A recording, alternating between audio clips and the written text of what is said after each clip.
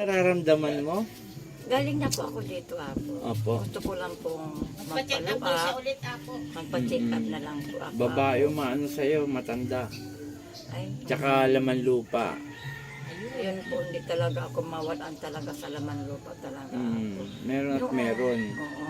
Tapos, noong ako, nung may maramdaman na ako, pumunta po ako sa kapatid niya, magpapatawas po ako. Nakikita naman po ako nga mayroon daw naglalaro sa akin. Meron nga babae matanda. Tapos, Yun natin, ako diba? din, Sabi ni Apo sa'yo. ako din po, pala pangitain daw ako ng mga hindi katulad natin, mga ibang lupa. Sabi ko, bakit madali akong mabati na mayroon naman binigay si Apo sa akin. Sabi niya, mayroon daw talagang tao. Asa yung gamit na binigay ko sa'yo? Apo, naiwan ko po sa bahay. Oh, ganito, sunugin mo na yon kasi iba na yung ano nun. Bibigyan kitang bago, ha? Okay, ready na tayo, Nay. Para hindi tayo magtagal pa, dito.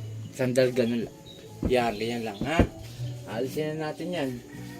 At kukuberang kita para hindi ka nabalikan. Opo, eh. Sige. Sabi ko, magpa-check up ako kay Apo. Okay, Sabi pikit, ko, Nay. sa iba lang ako talaga. Dito lang ako kay Apo talaga. Amen. Salamat po ng marami. Okay.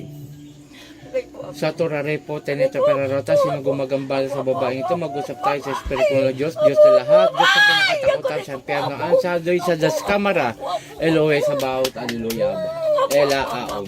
Po! Tanggalin mo na, ilagay mo rito, ha? Tatanggalin mo na. Sagot lang. Naligo po, Sige, baklas. Huwag mo nang babalikan to, ha?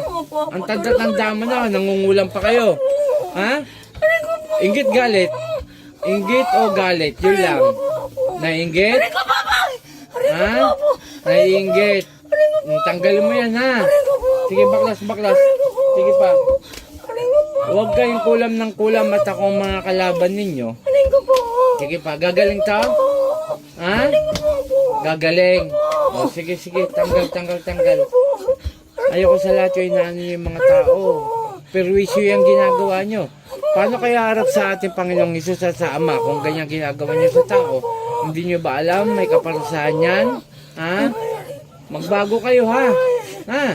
O kung ano yung nilagay mo rito, ibabalik ko sa'yo. Nagkakaintindihan? Ha? Kunti na lang. Sige, tanggal. Sige pa, kunti pa. Sige pa. Ang dami mo nilagay, oh.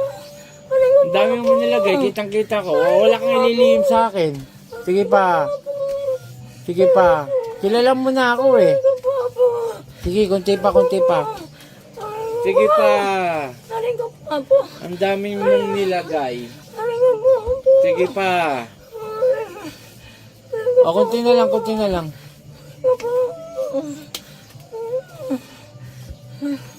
Perwisyo kayo. Laging ganyang ginagawa nyo sa tao. Kahit dumarami kayo, maraming liwanag na manggagamot din. Alam mo ba yan? Ha? Sige, tanggalin mo. Kunti na lang, kunti. Sige pa. Kunti na lang. Ito po isang babae ang kinulam. Matanda na pong babae itong kumukulam. At yung nga, pupuksain natin yung mga gantong ano. Sa totoo lang, sa panahon natin ngayon, marami talagang mangkukulam. Maniwala kayo sa hindi, wala po akong magagawa. O, pasensyahan tayo, ha? Panginoon kong Isus, sa aking mandakilo, may ngaw ng basbasay na balik ko yung nilagay sa babaeng ito at siya mahirapan. San Ifratris, Abik. Atay!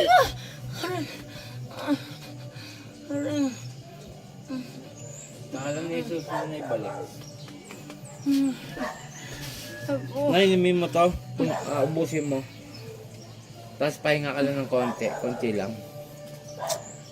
Okay, shout out sa lahat. Ito si Apo Chalina po Eric. Unang-una, maraming salamat sa ating amang dakila ng si Yahweh at sa ating Panginoong Hesus na kanyang anak sapagkat binigyan naman tayo ng kalakasan upang manggamot at blessing. Okay, inuulit ko, ha, dun sa mga magpapagamot, hindi ako nangingi ng pera sa GCash. Bawal po sa akin yan. Kahit kailan di ko po ginawa sa tao yan. At yung nga, kung kayo ay i-home service ko, yung trans ko na sasakyan o yung renta, diyan ko po kukunin sa inyo. Huwag kayong magpapadala ng pera sa GCash. Pangalawa, wala akong dapat bilhin kasi meron nai-scam. Kaysa bibili daw ng si Manny, yung itim na manok. Hindi ko po ugali yan, hindi ko po ugali. Huwag kayo maniniwala sa ganyan. Scam po yan. Ginagaya lang ang profile picture ko. Okay, ulitin ko, paki-share ang ating video, paki-follow sa YouTube channel ko, paki-subscribe. At yung nga po, huwag nyo po i-skip sana ang aking video sapagkat may mga ano tayo dyan, AdSense at nang makalikom tayo ng budget. Okay, maraming salamat, lalo na sa Team Apo, kay Apo Ken, Apo Marvin, Apo Rosita. Bye-bye. Salamat sa Panginoon.